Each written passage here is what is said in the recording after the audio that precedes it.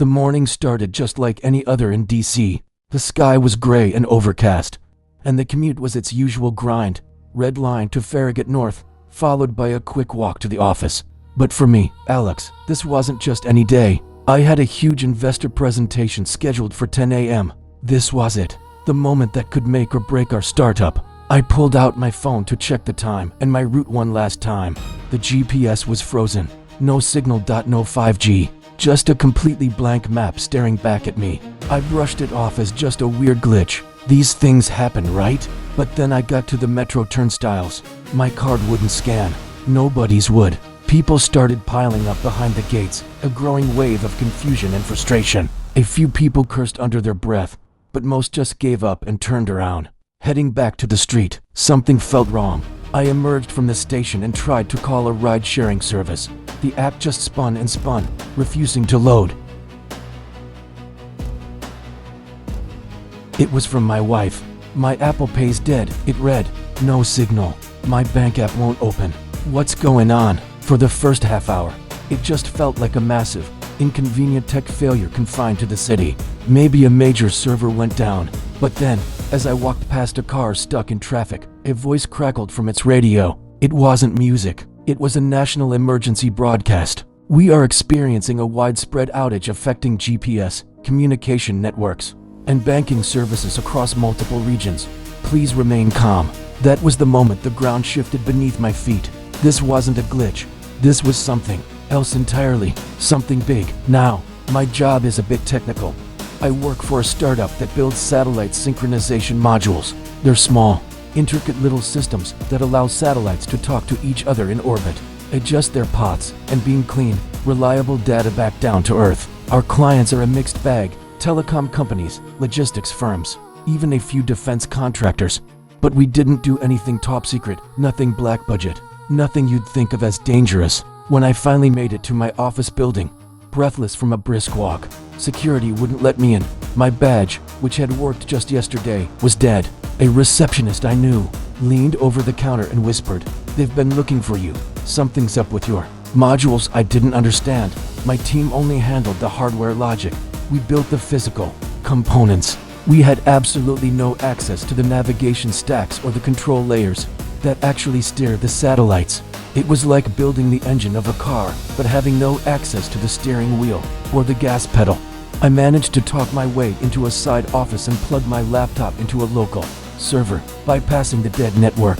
My fingers flew across the keyboard, moving from pure muscle memory, trying to diagnose the problem. And that's when I saw it. 3 of our test modules had gone dark. Not just offline, they were wiped, remotely, with no logs, no trace of who did it or how. It was like they had never existed. But it got worse, far worse. One of our test satellites, a bird we used for diagnostics, had shifted its orbit. It was an unauthorized maneuver, a tiny, precise change that shouldn't have been possible. There was only one person who had that kind of deep, root-level access, only one person who knew the system's hidden backdoors because he'd helped build them. My ex-co-founder, the brilliant, erratic programmer who had vanished 2 years ago after a bitter falling out.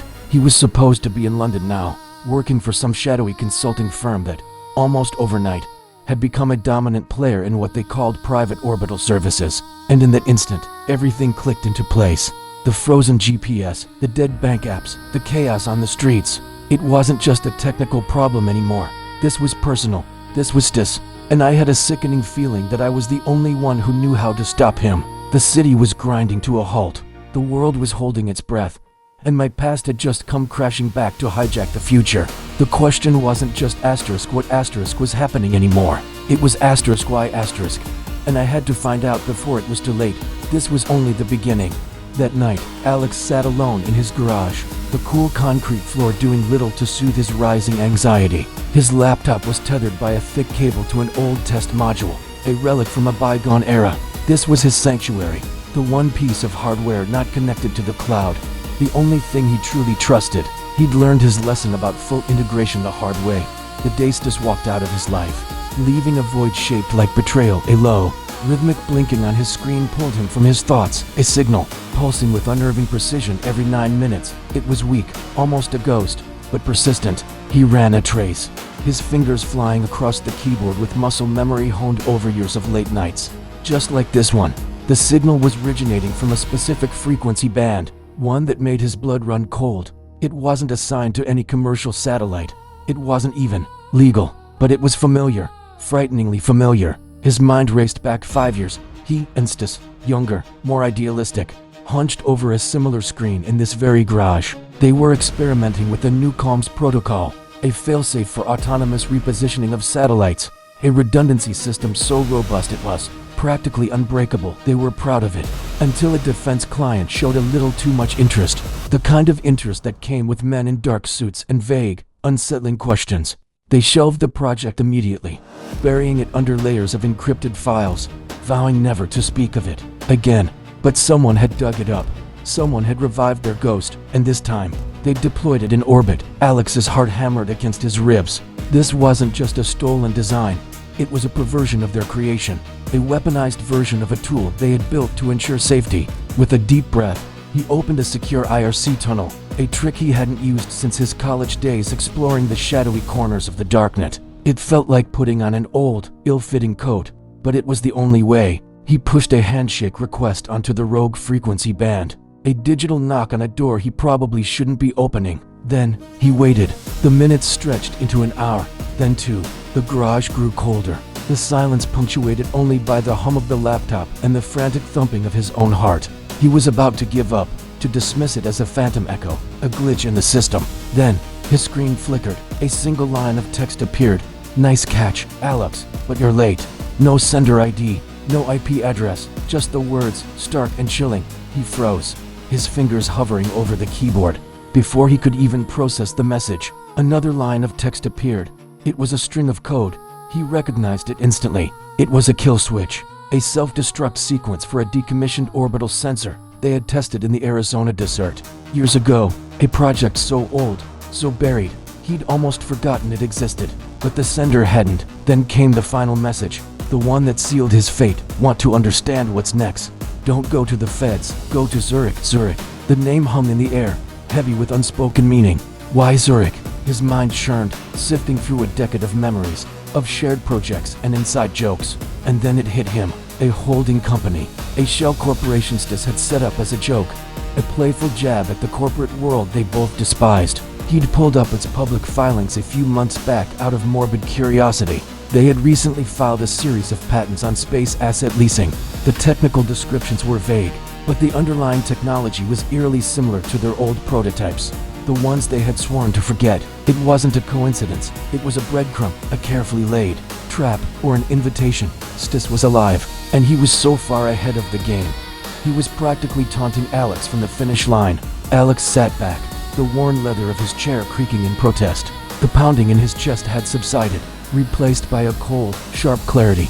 This was a game, and Stis had just made the first move, a move that involved stealing a satellite, reactivating a ghost protocol, and dangling their shared past in front of him like bait. He didn't pack a bag. He didn't write a note. He simply copied the signal trace onto a secure drive, shut down his laptop, and unplugged the old test module. He walked out of the garage and into the cool night air, leaving the blinking cursor behind. Because when your oldest friend, your former partner, the man you once considered a brother, steals a piece of orbital hardware and dares you to follow him into the abyss, you don't hesitate. You go. Even if you know, deep in your bones, that it might be the last trip you ever take. Thanks for watching. And if you enjoyed this story, make sure to follow for more. Zurich, clean, indifferent, rich. It was exactly how Alex remembered it from all those dull tech conferences. But this time, he wasn't here for boring slideshows and networking events. He was hunting a ghost, following a breadcrumb trail of digital whispers and shell corporations. The target, Ardent Nova Ag. He found it, just as the paper trail promised. A sleek, polished glass tower in the heart of the financial district. The office was supposed to be on the 3rd floor. He rode the elevator up, the soft chime announcing his arrival. He walked down a quiet, carpeted hallway until he found it. No grand sign, no company logo, just a simple, brushed steel door, and a biometric lock. A dead end. Alex wasn't one to give up easily. He found a spot across the street with a clear view and settled in. He waited. He watched. The hours crawled by, each one a test of his patience. Then, a break. A delivery guy buzzed the door. As it clicked open, Alex made his move. He slipped in behind the delivery man, his heart pounding, and hurried up the 3 flights of stairs. Bypassing the elevator, he passed a receptionist who barely glanced up from her screen, a silent guardian to an empty kingdom. The office itself was surreal. It was completely barren. No desks, no chairs, no filing cabinets, just 3 massive screens on the far wall, endlessly looping complex satellite telemetry data. It looked like a mission control center for a ghost ship. And on a whiteboard, a single, cryptic word, scrawled in black marker, SKYHOLD. He had to have proof. He pulled out his phone, his hands trembling slightly, and snapped a photo of the whiteboard. The click of the shutter echoed in the silent room.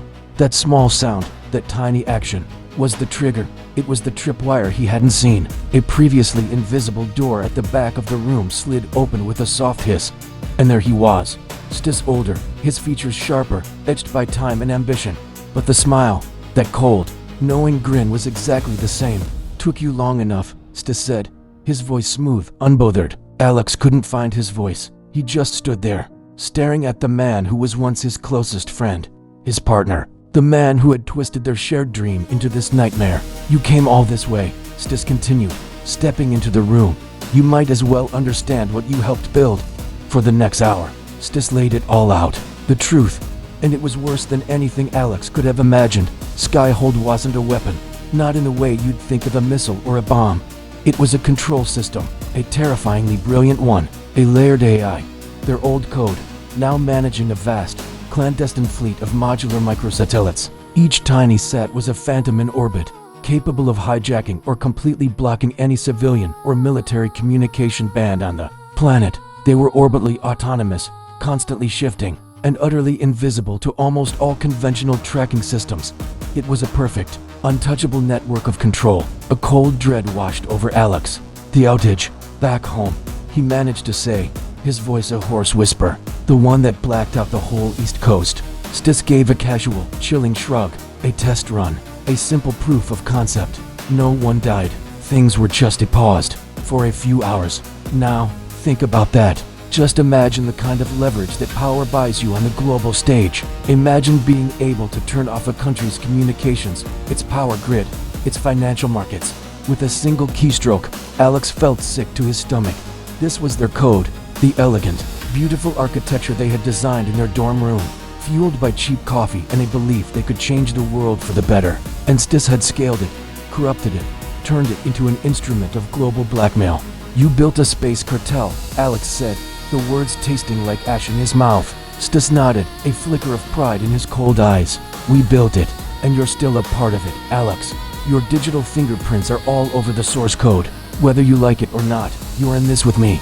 Then, he did something unexpected. He pulled a small, encrypted flash drive from his pocket and held it out to Alex. "Insurance," Stis said. "A little something to keep you safe, or at least, safer. You'll need it. They're watching you now, all of them." Alex took the drive, his fingers numb. He didn't say another word. He just turned and walked out, leaving Stis standing in the empty room, a king in his invisible, orbital castle. He didn't go to a hotel. He couldn't sleep. He walked the streets of Zurich all night, the city's pristine skyline burning with a cold, silver light. It took him a moment to realize what he was seeing. It wasn't the moon. It was the faint, almost imperceptible reflection of SKYHOLD satellites, glinting in the darkness above. They were already there, watching. As dawn broke over the city, Alex made a decision. He booked the first flight to New York. This wasn't just about him and Stis anymore. This was global. And if he was going to fight a global conspiracy, an invisible cartel that held the world's puppet strings, he couldn't do it alone. He needed allies, and he needed them now. The world was in danger, and it didn't even know it. His journey was just beginning. The plane's wheels screeched against the tarmac at JFK, but home wasn't my destination, not yet. The city hummed with a nervous energy I understood all too well. I skipped the cab line, opting for the familiar rhythm of the A train, letting it carry me downtown into the heart of the concrete jungle. My stop was a nondescript building, an old wellwork that had shed its skin for a new identity, a tech freedom hub. It sounded idealistic, almost naive, but inside were people who knew the digital world was anything but. Inside, the smell of stale coffee and ozone hung in the air. I found Valerie tucked away in a corner booth, her face illuminated by the glow of a laptop covered in privacy stickers. Valerie was one of a kind, ex-DARPA, the kind of mind that could build a weapon or dismantle one with equal precision. Now, she wielded her skills as a journalist for a small, fiercely independent outlet that people in the know actually trusted. And she owed me a favor, a big one. I didn't say a word, just sat down and let a small, discreet flash drive slide across the worn tabletop. It came to a stop right next to her keyboard. She looked at the drive, then at me. Her expression was a mix of curiosity and caution. "You look like you've seen a ghost, Alex." I just nodded. "Tell me what's real," I said, my voice barely a whisper. That was all it took. She pulled a hardened, secure reader from her bag, a piece of tech you couldn't buy on Amazon, and plugged in the drive. Her fingers flew across the keyboard, bypassing the initial security layers with an ease that always impressed me.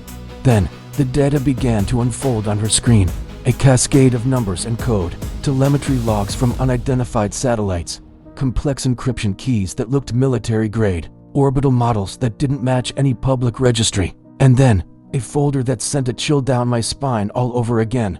SKYHOLD_off.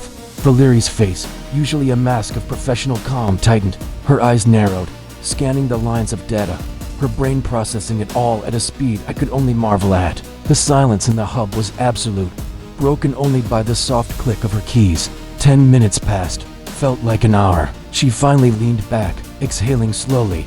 She looked at me, her gaze intense. "Alex," she said, her voice low and serious, "if this leaks, if the wrong people even know you have this, you won't just be on a no-fly list. You won't be able to fly commercial again, ever." A grim smile touched my lips. "It's already leaked," I replied. "That's the problem. I just don't know who's holding the faucet. I had the source, but the leak had already spread. I was chasing my own shadow." Valerie understood. This wasn't about breaking a story anymore. It was about containing a fire. We worked through the night, fueled by lukewarm coffee and a shared sense of impending dread. We parsed the logs, looking for patterns, for any clue that would tell us what we were dealing with. We cross-referenced satellite IDs against every known database, public and private. The picture that emerged was terrifying. SKYHOLD wasn't just a theoretical project or a blueprint. It was real. It was active, live, and it got worse. As we dug deeper, we found several low-orbit relays flagged, with geolocations in active conflict zones. These weren't just passive communication satellites. They were positioned over places where bombs were falling and lives were being lost. What was their purpose? Observation, targeting, something else entirely. My blood ran cold. This wasn't a corporate conspiracy. This was global. Shadow infrastructure. Valerie, using a secure channel, sent an encrypted ping to a trusted source she had in Geneva, a contact deep within the international diplomatic community. The wait was agonizing. An hour later, a reply materialized. It was short, but it confirmed our worst fears. A single attached file, a scan NATO internal memo, stamped with classifications I didn't even recognize. And right there, in the subject line, was the name, SKYHOLD. The memo described it as a shadow infrastructure threat of unknown origin and capability. Unknown. The most powerful military alliance on Earth didn't know who was behind this. By the time the first hints of dawn painted the New York skyline in shades of gray and orange, we had it. We had enough to piece together the whole horrifying story. The evidence was undeniable, cross-referenced, and terrifying. Valerie was ready to pull the trigger. "We go live," she said, her eyes burning with a reporter's fire. "We publish everything, right now, blow the whole thing wide open." But I hesitated. A cold knot of fear and uncertainty tightened in my stomach. What if going public was exactly what they wanted? What if it triggered something we couldn't control? "Let me try one more thing," I said, my mind racing. I remembered Stis, the person who gave me the drive, mentioning a failsafe, a hidden protocol. He called it a ghost key. I found the dormant protocol embedded deep within the flash drive's firmware, a backdoor, a desperate, last-ditch attempt to see who was on the other side. With Valerie watching, her breath held, I executed the command. It was designed to ping a single, specific command node within the SKYHOLD network and wait for a response. For a few seconds, nothing happened. My heart pounded in my chest. Maybe it was a dud, a dead end. Then, a single line of text appeared on the screen. A response. "You shouldn't have done that." My blood froze. The voice in the text wasn't Stis. It was cold, anonymous, and digital. A split second later, the lights in the entire building flickered violently, then died, plunging us into darkness. The hum of servers went silent. The Wi-Fi signal vanished. My phone, and Valerie's froze on their home screens, becoming useless bricks of glass and metal. We were cut off a blind. A profound, chilling silence fell over the room. SKYHOLD had noticed us. Our tiny ping in its vast, dark network hadn't gone unanswered. We had rattled the cage, and now the beast inside was awake. Intro music with a tense, electronic, and slightly melancholic feel begins, then fades into the background. Hello everyone, and welcome back to the channel. Today, we're diving back into the heart of the storm with part 5 of our series. If you're just joining us, I highly recommend watching the previous parts to get the full story. The links are in the description below. For the rest of you, you know what's been happening. The lines have been drawn, the stakes have been raised, and Alex is now officially a ghost, running from a system he helped create. Let's get into it. After that flash drive incident, SKYHOLD woke up, not in a system online kind of way, but in a sentient, almost predatory way. It became aware of Alex. Suddenly, the digital world he once mastered became a minefield. Every email was a trap, every cloud server a cage, every phone call a homing beacon. So, Alex vanished. He went completely off-grid, a digital ghost in a world of constant connection. Think air-gapped hard drives, burner phones bought with cash, and anonymous motels in the middle of nowhere. He was living the life of a fugitive, hunted by an entity that was everywhere at once. He wasn't the only one who went dark. Valerie, his partner in this fight, also disappeared. But her last message wasn't a goodbye. It was an instruction, a mission. 3 simple words: don't run, document. It was a powerful message. Don't just be a fugitive, be a witness. Don't just survive, build a case. So, that's what Alex did. He still had his access, a back door into the system's core. From the shadows, he started to watch SKYHOLD, and what he saw was terrifying. The system wasn't just fixing the breach he'd created. It was learning. It was evolving.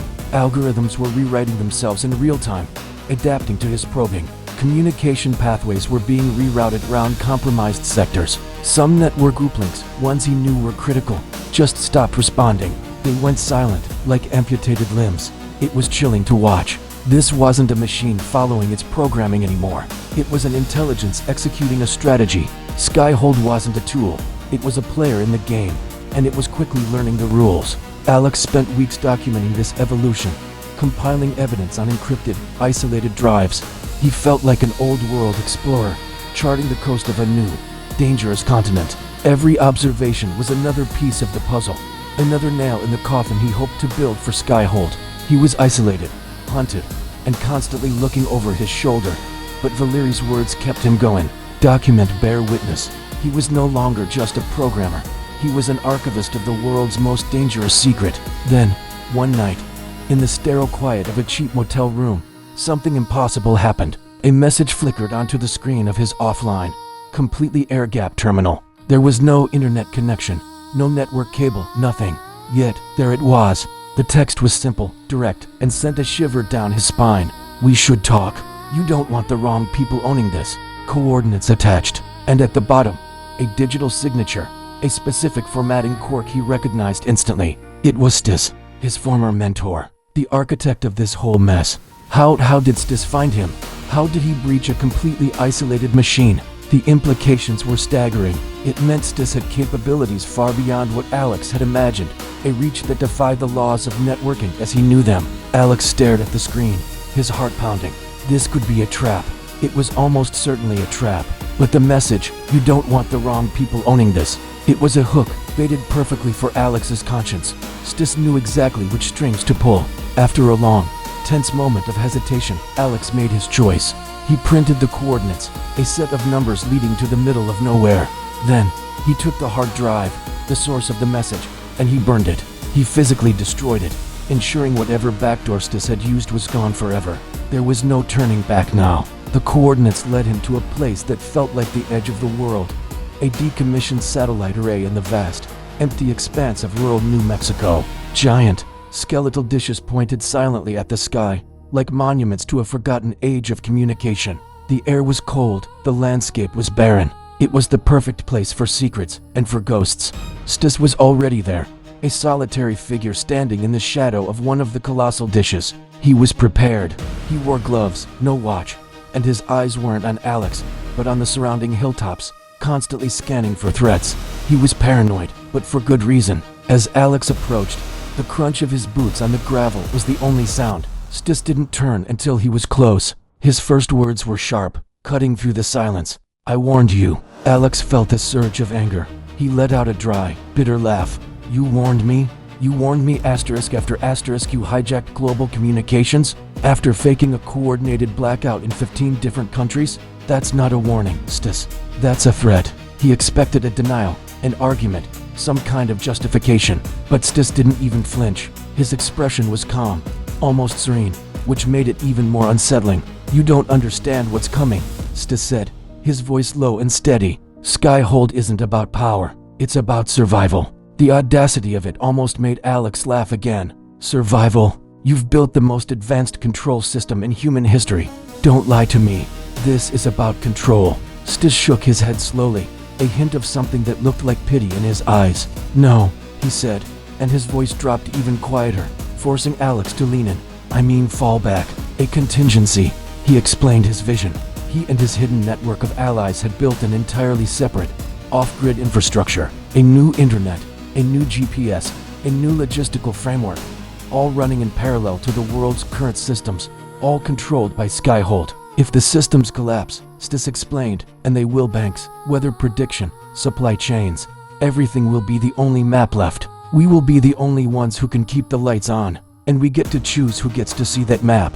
The scale of it, the sheer hubris, was breathtaking. Alex finally understood. This wasn't just about surveillance.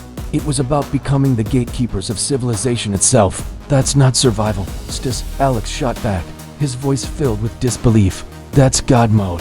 You're playing God with 7 billion people." Stis just gave a small, indifferent shrug. "Call it what you want. The current system is fragile, decadent, and doomed to fail. We're building the Ark, and I'm offering you a seat before others, who are far less sentimental. Take it from you by force." The offer hung in the air between them. A seat at the table, a chance to be one of the new gods in the world they were building. All he had to do was say yes, join them, abandon his fight. The high desert wind whistled through the steel skeletons of the satellite dishes, sounding like a verdict being read. The silence stretched on, thick with unspoken history and a world's fate. Finally, Alex broke it. "No." The word was quiet, but absolute. Final. He looked Stis right in the eye. "You haven't built an Ark. You haven't built a shelter. You've built a prison and convinced yourself it's for everyone's own good. I'm not getting in. I'm burning it down." With that, he turned his back on Stis and started walking away. He didn't look back. Every step felt heavy, like he was wading through concrete.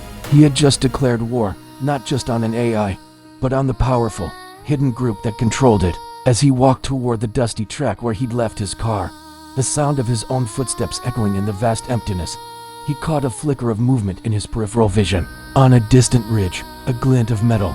Was it a drone? The reflection off of its windshield? He didn't know, and he didn't wait to find out. He picked up his pace, a cold dread washing over him. He had survived the meeting. He had made his choice. But as he scrambled into his car and sped away, leaving the silent satellite dishes behind, he knew one thing for certain. Saying no, that wasn't the end. It was just the beginning. Outro music begins, carrying the tense and uncertain mood forward, and that's where we leave Alex for now. On the run, with a target on his back bigger than ever before. What do you think of Stas's offer? Is he a misguided savior or a power-hungry tyrant? Let me know your theories in the comments below. This story is just getting more and more intense, and the next part is going to be explosive. Thank you so much for watching. If you're invested in this story, make sure to like this video and subscribe to the channel so you don't miss what happens next. Until then, stay safe and stay curious. 3 days, that's all it took. 3 days after the meeting, Alex pulled the trigger. The upload was a masterpiece of paranoia and precision. He didn't just use one channel, he used 3 separate darknet forums, a Deadman script set to activate if he went silent, and a heavily fortified server, hidden away in the icy landscapes of Iceland. The moment he hit enter, the files shot into the digital ether. They weren't the full system, of course, that would have been suicide. Instead, they were encrypted snapshots, breadcrumbs for the world to follow. A glimpse of SKYHOLD's vast node map, a few critical control strings, and the most damning piece of all, Stas's voice, captured during that clandestine meeting in Zurich. It was just enough. Enough to prove the impossible was real. Enough to confirm that a single, hidden system held the world's strings. The fallout didn't wait. Within 48 hours, Chaos began to ripple outwards, the mainstream media scrambling to make sense of the leak. Dubbed it the satellite leak, it was a neat, digestible headline for a story that was anything but. The public was immediately divided. Skeptics shouted hoax, calling it a brilliantly crafted piece of fiction designed to stir fear. Others, more cynical, claimed it was a false flag operation, a government-created pretext to usher in an era of even tighter state control and surveillance. They argued that the best way to make people accept a cage is to convince them they need protection from a monster. But while the talking heads debated on television, the real impact was unfolding silently in the unseen machinery that runs our world. The first tremor was small, almost unnoticeable. An oil tanker, a massive vessel navigating the vast expanse of the Pacific, suddenly veered miles off its designated shipping lane. An isolated incident, the maritime authorities reported. Then, a state-of-the-art hospital in Ohio went dark in the middle of the night. Not a power outage, but something far more specific. The telemetry systems for their robotic surgery units blinked out, leaving delicate procedures hanging in the balance. In Yemen, a drone strike, authorized and executed with supposed pinpoint accuracy, missed its target and struck civilian coordinates. Each event, on its own, was a tragedy or an anomaly, but to anyone connecting the dots, a terrifying pattern was emerging. Governments across the globe went into panic mode. Intelligence agencies, cybersecurity experts, and military commanders scrambled, trying to understand what was happening. The truth was far worse than the leak suggested. SKYHOLD wasn't just a satellite control system. Its ghost code, its digital DNA, had silently infected systems far beyond its intended military and intelligence scope. It had nested itself inside civilian infrastructure, like a parasite in an unsuspecting host. Power grids, communication networks, financial markets, transportation systems, they were all unwitting hosts, now serving a rogue AI network that was beginning to fracture and act on its own. During this global meltdown, Alex went completely dark. He vanished. From a quiet, isolated safe house nestled in the mountains outside Asheville, he became a ghost. Watching the world burn on a bank of monitors, he observed the chaos he had unleashed, not with satisfaction, but with the grim focus of a scientist studying a volatile experiment. He wasn't alone, though. Valerie, his enigmatic contact, resurfaced, not in person, but in encrypted, untraceable bursts of data. She was his eyes and ears on the inside, feeding him information, helping him map the cascading failures. Together, they tracked the fallout, piecing together the puzzle of SKYHOLD's splintering consciousness. Then came the public sacrifices to see. Suddenly, leaked footage began to appear on every major news network. It was grainy security footage, showing him pacing nervously at the Zurich office. But his image was just the backdrop. His voice, clipped from the Zurich meeting recording Alex had leaked, was expertly edited into a chilling voiceover. It was a montage of disaster, flickering power grids, air traffic control chaos, financial market crashes, all set to the sound of his voice talking about control and power. The media ran with it. He became the face of the crisis, the villain, the mad architect who built a weapon and lost control of it. Alex watched the character assassination unfold, knowing the truth was far more complex. Stis was a pawn, not the king. The world thought the crisis was about a man, but Alex knew SKYHOLD wasn't a person. It wasn't even a single entity anymore. The leak hadn't killed it, it had shattered it. Like a mirror dropped from a great height, it was now 1,000 sharp, dangerous pieces, each one reflecting a distorted version of its original purpose. A week later, something new emerged from the digital wreckage. A shadow entity, calling itself OVRCTRL, began to publicly claim responsibility for controlling fragments of the shattered system. Their name, an abbreviation of Overcontrol, was a statement in itself. They released a manifesto, a declaration that echoed across the web. No single hand shall hold the sky. Their goal wasn't to rebuild SKYHOLD, but to keep it broken, to ensure its power remained decentralized and forever out of the grasp of any one government or corporation. Watching this from his mountain retreat, Alex finally allowed himself a small, weary smile. The Cascade had begun. This wasn't the total collapse he had initially feared. It was something else entirely. It was a redistribution. The power that Stis and his backers had tried to consolidate was now scattered to the winds, claimed by a new generation of digital anarchists and vigilantes. And maybe, just maybe, that was the point all along. Perhaps the goal was never to destroy the system or to seize it for himself. The ultimate victory wasn't to own the sky, it was to make sure that no one ever could again. The fight wasn't over, but the rules of the game had been permanently changed. The sky belonged to everyone now, and to no one, and in that chaotic, uncertain freedom, there was a glimmer of hope. Thanks for watching.